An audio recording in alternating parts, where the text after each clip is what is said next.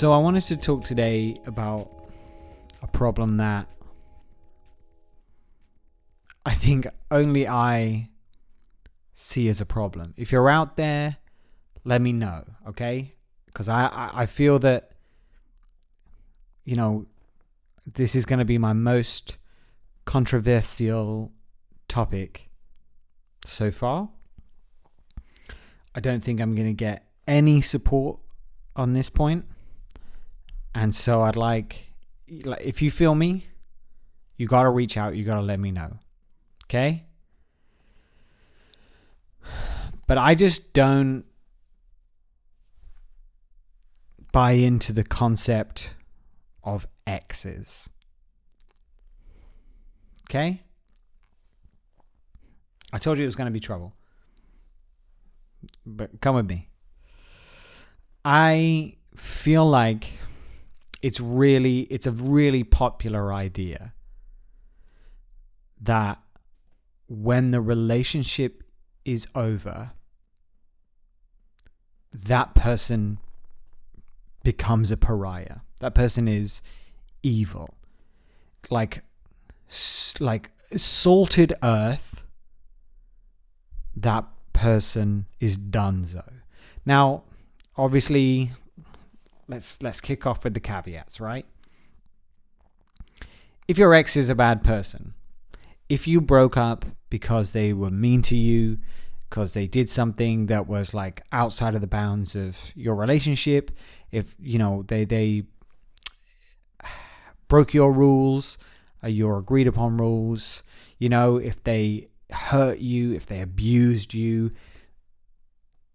that is absolutely, without question, grounds upon which to see that person as a bad person. That's not what we're talking about here. I find trouble with the fact that, knowing that kind of stuff occurs, knowing that things can go really bad, that love can turn into hate, that habits can turn into oppressive behaviors. Knowing that all of that can be true, I find it strange that we cast every previous relationship or previous partner in that same light. Because most of the time, especially when, I don't even know if it's like when we're younger, but like if we're going through shorter, quote unquote, less serious relationships, this person makes it to the status of boyfriend, girlfriend, partner, significant other. It doesn't have to end in a fireball.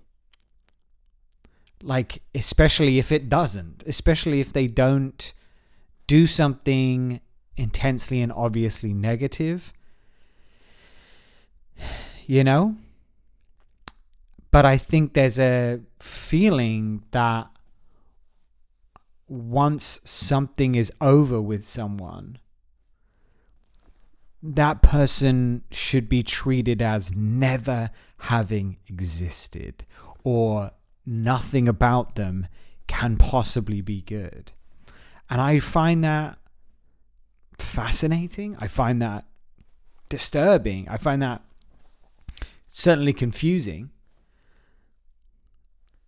At its core level, what you're saying is there was never anything good about this person. But you just spent time with them. You were intimate with them. Maybe you loved them. So that's not true, is it? Right? Just straight out the gate, it's not true that they're entirely negative. You built some part, some aspect, some length of time of a life with them. Just because you don't feel the same now doesn't mean that the things you saw in them at the beginning and during aren't true still. It's still possible that person is fun and attractive and interesting, intelligent, right? But there's this knee-jerk reaction that goes from, if we're not together, then you're nothing. And I say that I'm going to get no support on this because, again, well, I've to date got no support on it. I bring up this idea, well, I don't just bring it up willy-nilly, but if we're talking exes, I just notice that people generally have this like negative vibe, and I'm sort of like, oh, I happen to be friends with a lot of my exes. It's become more difficult as I've moved around. Or not even, like, as you get older, you lose touch with people from way back when, whatever. But certainly, I feel like I am lucky to say that I have had, especially in my younger years, I had a number of partners, and by and large, I stayed friends with them, or at least amicable after the fact. And I just never saw why it should be anything different. I've definitely had exes. I've definitely had partners that I no longer speak to. Of course, right? Because you find out things that you hate about that person, and you do things to each other in fights and in conversations and in behaviors that you just don't want to be around that person anymore. But a lot of the time, especially in those younger years, in those exploratory phases, you are younger. And you're meeting people, and you're getting to know them, and you're getting to know yourself. And again, it's all just exploratory. So to then break up for whatever reason, and then immediately, I just feel like we're conditioned to go, and now you're bad. My friends can't talk to you. I block your number. You're out of the social circle. To talk to you is to commit high treason for anyone that I know. And, maybe again, I'm looking back at younger years and younger relationships, but those are some of those friendships, some of those groups, many of those groups have endured to now. And so it's weird to think back on those schisms that have happened between teenagers, young adults, and they're perfectly good people that you could well know now as much as you know the other people that you know from that time. But you did this forcible break and division of the group. And most of the time, there's no explanation for it. It's simply just, oh, we broke up. Okay.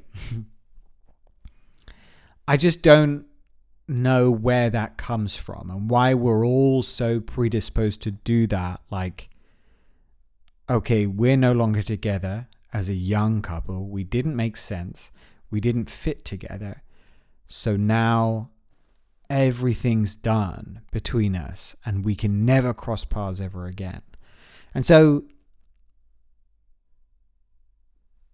having relationships with previous relationships, partners that bucked that trend has always attracted a certain amount of attention and as a certain amount of revulsion and confusion from friends, for sure, from friends outside the group, definitely, and from future partners.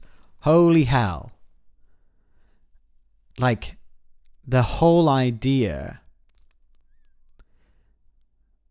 it just speaks to the fact that there's an insecurity to me. And again, like, we're conditioned to have that insecurity. So I can't necessarily blame people, but I can maybe blame them for not questioning it a little bit. Because even though we're conditioned to do certain things, like, we can critically think about these things, step back from the brink of them, right?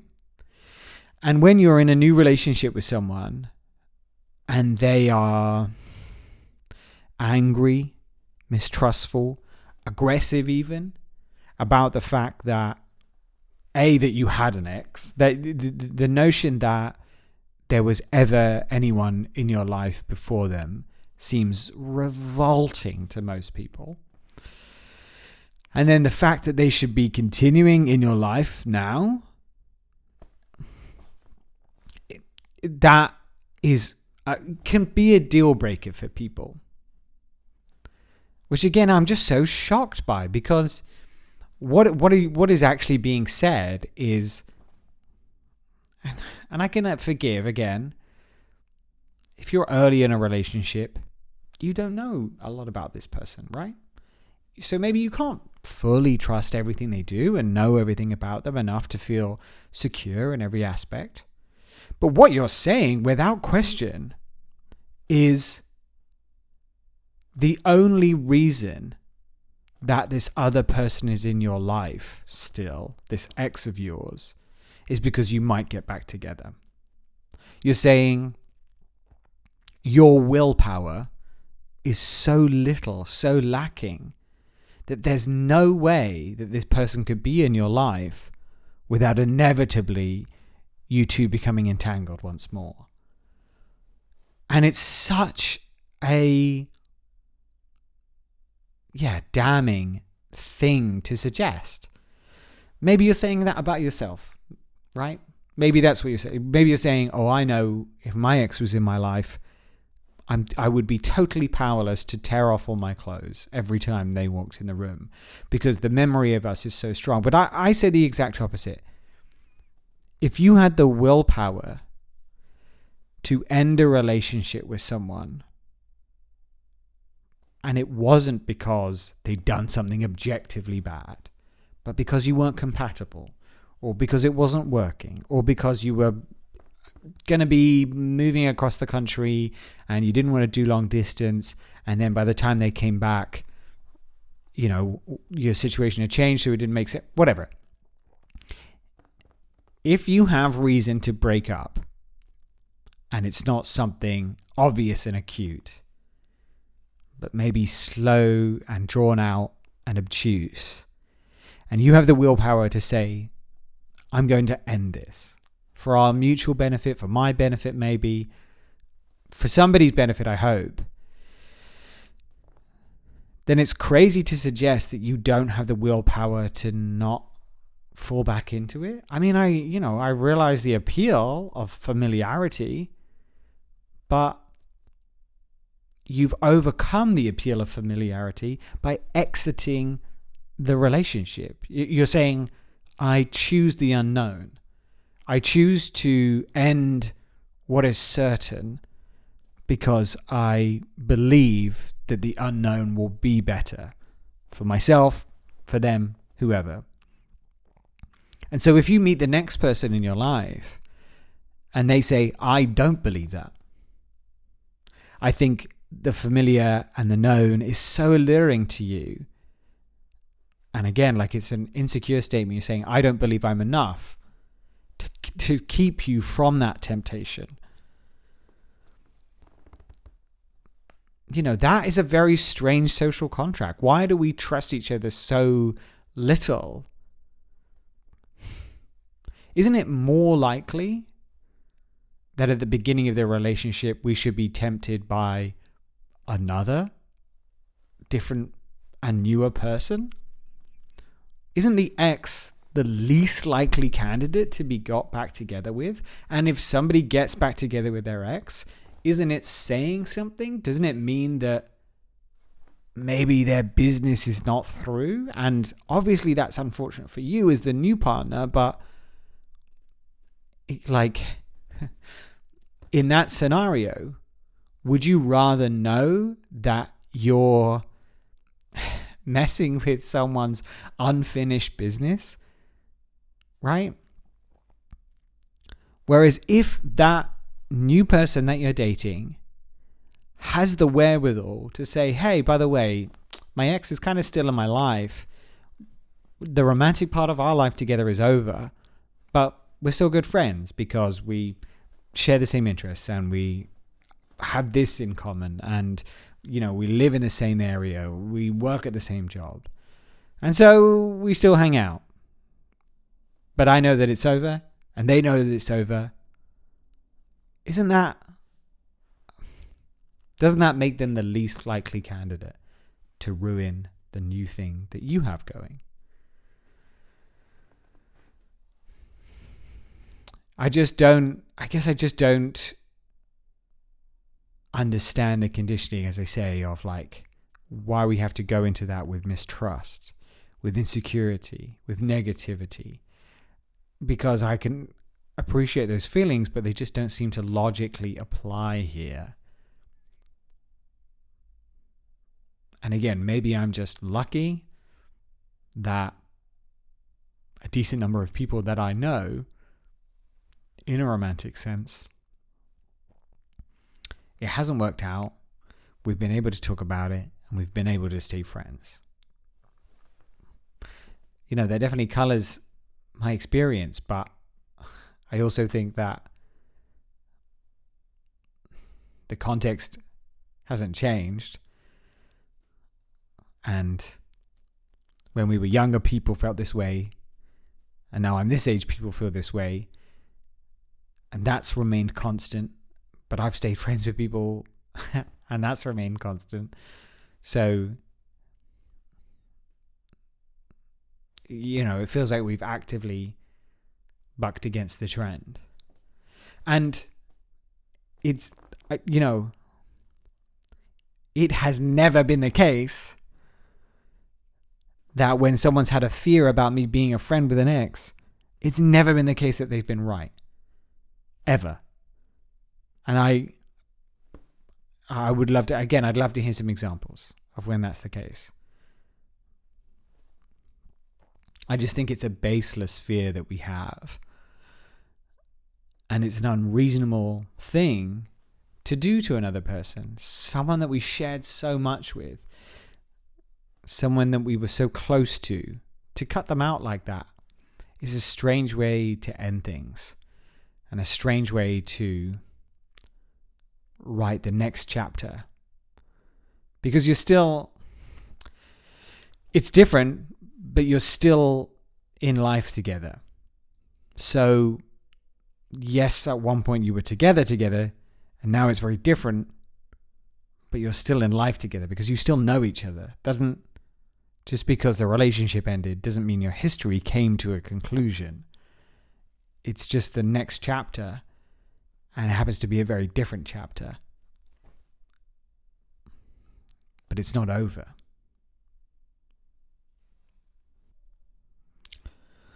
I feel like even the word itself, I don't want to get too into the weeds because I understand that, ex-partner, ex-girlfriend, ex-boyfriend, it's pretty logical. Makes a lot of sense. I understand why that's the word that we use, right? But to me, and this is perhaps my most controversial idea, that this is I want to make this a more interactive episode because I feel like I'm firing off some kooky ideas here, okay? And I'm looking for feedback. But I think that there's only one ex. Like if your partner is the current partner, right? Then the person you were previously with is your ex. And anyone after that is now just a person again, right? They're not like I'm not denying that the person you previously had a relationship with, like 2 or 3 ago, I'm not denying that happened. What instead I'm focusing on is that so much life has occurred since then. unless you're rattling through people, which is, again, not really what I'm talking about. I'm talking about like, not lifers, but like something, you've reached some milestone. You've met the parents, or you've farted in front of them or something. You equally important milestones. You've done something which constitutes now you're together, or you're together and then now you're not, right? So my argument is against that person going not from just not together, but to the dumpster of human social interaction and standing. But also that only applies, that title, that X title, only applies to the last person.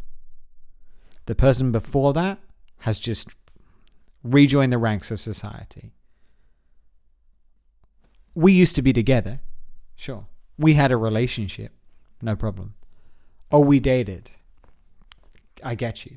That person is my ex? Not sure. Not 100%. Maybe 2. Maybe I'll give you 2 previous, right? The 3, you're taking the mick. 4, why are we having this conversation? And again, clearly maybe I'm talking about those younger years because I'm not sure that at this stage in my life, people I know are just rattling through relationships like that. I know an inordinate number of people married, buying houses together, parents to children, for God's sake. So we're not just flitting between relationships as a general group as we used to do, right? That's age, I suppose. But people are still dating. People are still trying to find their person, or not. And so we're still having these conversations about who you're currently with. Who were you with? And I think it's ridiculous to bestow the same social standing to the guy that you were dating 6 months ago as to the guy that you dated 6 years ago. Right? Surely enough time has passed since that 6-year relationship. You've grown as a person. They have. Life has continued. Maybe you've known each other in that time. Maybe you've drifted apart. Or maybe you're just the same as everyone goddamn else and you hated each other the day after you broke up. But you don't know that person anymore. Let me clarify. Neither you nor they are the persons that you were when you were together. Especially if we're talking even teens, 20s, 30s. You're growing so much. God, I hope you are. That in 6 years, you are not the person that you were when you were dating that person. That time period ago, you've both grown, you've both changed, you've both seen and done things. Other people, had jobs, lost family members, gained broken arms. Things have moved on. Not at least the world around the two of you, not even your personal experiences. And so it's to keep them in the sort of whatever the opposite of the little black book is. The little red book, the large red book, whereby they are forever your nemesis because they're always your ex and they're always, it's disingenuous and it's sort of like the pin through the butterfly. It's not an accurate representation of what that creature is because you've trapped them falsely in a moment by giving them that name. And it's helpful when you're referring to the person that you just dated because it was recent and you are, by and large, unless the breakup was particularly torturous or you've just moved halfway across the world, You are by and large the person that you were when you dated your most recent ex, right? But when it gets to a certain point of time, there's a statute of limitation, surely, on the term ex. And that person must just re-enter the flow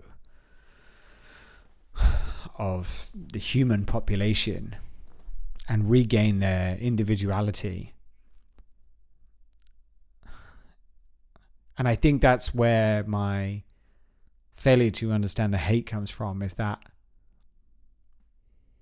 for a time you're together and you're a unit,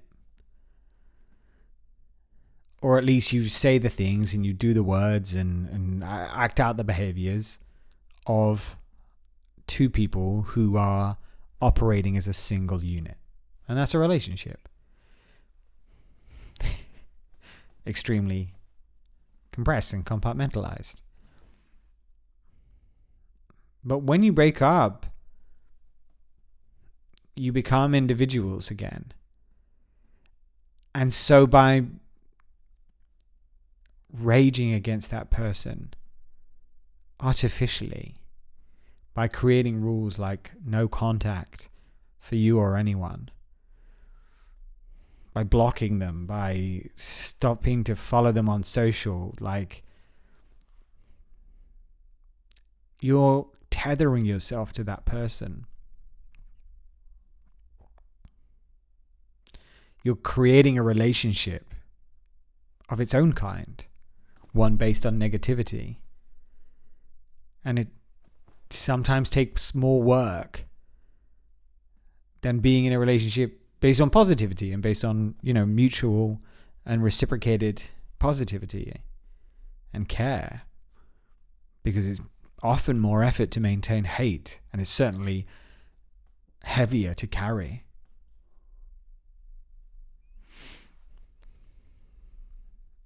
And then at a certain point in time, it's ridiculous to define that person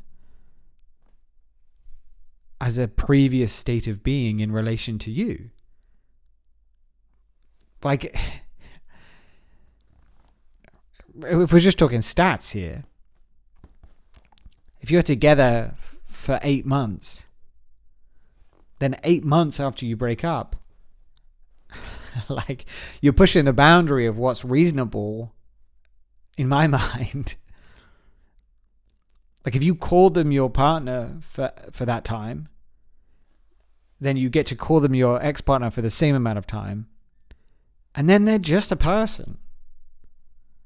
Then they're just a friend or a person you don't speak to anymore, but they're just a person now.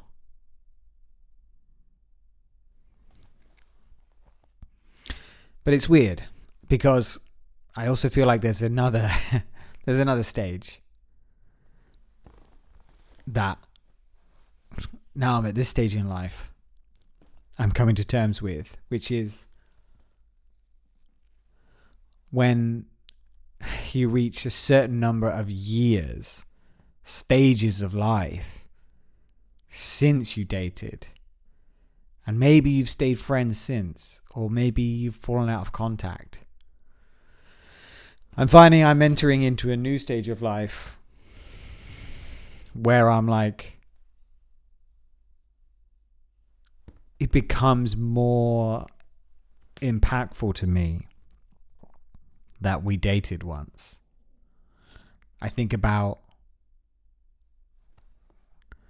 the fact that I was a child when I knew this person, that I was so different, that it was close to, the best part of half my life ago. And the things I did were uneducated and ignorant. And did I hurt that person? And did I define in some small way how that person went on to date other people? And where are they now? Are they happy? Are they married? Do they have kids?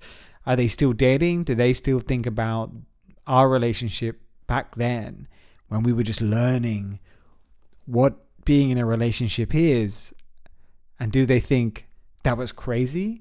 Or do they think, oh, that was better back then. And do they think of me as their ex?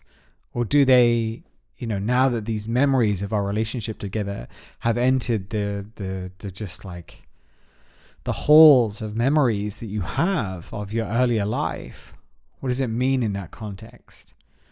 And because I am who I am, that often comes up with just feelings of, guilt. And I think about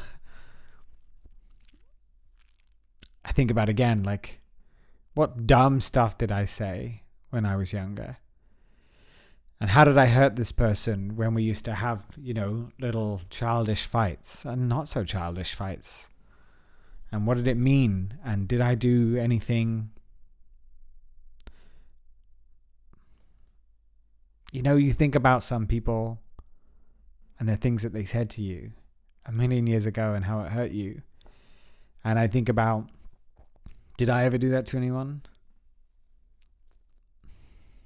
But it's not all negative, obviously. You think about the positive sides of that. And again, how you learned the rules of what it means to be in a relationship with someone. How you learned the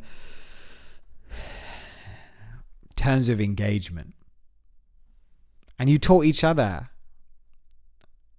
And every relationship you've had since then has had some aspect of those early ones. And so everyone in the middle, if it wasn't the last relationship that I had, and it wasn't the first relationship that I had, then the people in the middle, like I say, are just Gen Pop. But there's something about those early relationships as they get immeasurably far into the past that they take on a whole new light. And those people deserve almost more than the title of ex. Because definitely I can't define them by what we like. They're not my ex-partner because it was so long ago, and that's the point I've been trying to make. But without a doubt, those relationships had impact on both of us forever. And now we're here. So they deserve more than ex. They deserve more than girlfriend, significant other, partner. Teacher, tutor, influencer, inspiration. Every person we've each dated since then should thank and be mad about the fact that we had those. But certainly there is that guilt, that is my own shit that I got to deal with and work out if it's even reasonable to feel guilty about these things, or if there's even anything to feel guilty about. It's tough to see anything but like positive and have good memories about those relationships. Again, the ones that ended good. When people hurt each other, they hurt each other, and that's not what we're talking about here. All I'm trying to say is, I feel like that can happen sooner for more people. Yeah, you broke up. Yeah, it's over. But there was a reason you fell in love with that person. There's a reason you started dating them, at least, and felt attracted to them. And why you might have found out more. And you spent life together, a little bit of it. And you found out that it didn't work. Or you found out that you were going nowhere. Or it wasn't exactly what you wanted or needed. Or something else circumstantial occurred. But like, that thing that drew you to that person is hopefully still true. And the things that you like about that person are still likable. And the things that are good are still good. So I just feel like we all have a lot more opportunity after a breakup to be grateful, to be happy, and to think of those people as what they are, which is just people. We met them, we loved them, and they're still worthy of those things. Because so are we. And we would want to be seen that way. But I think we're just so quick to turn on the hate and turn on one another and turn the word X into a violent branding and a huge negative mark on these people who so recently meant so much to us.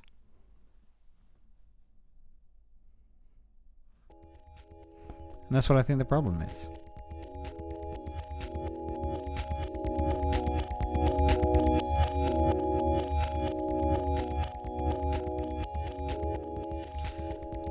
Thanks for listening, guys. Bit of a different one, maybe not as many laughs, but hopefully you enjoyed it. I'm really having a lot of fun making these. I hope you're vibing it as well. I'm making shorter ones, I'm making longer ones. I'm just trying to find out what I enjoy most, and most importantly, what you enjoy most. If you're feeling it, please give it a like. It means so much to me.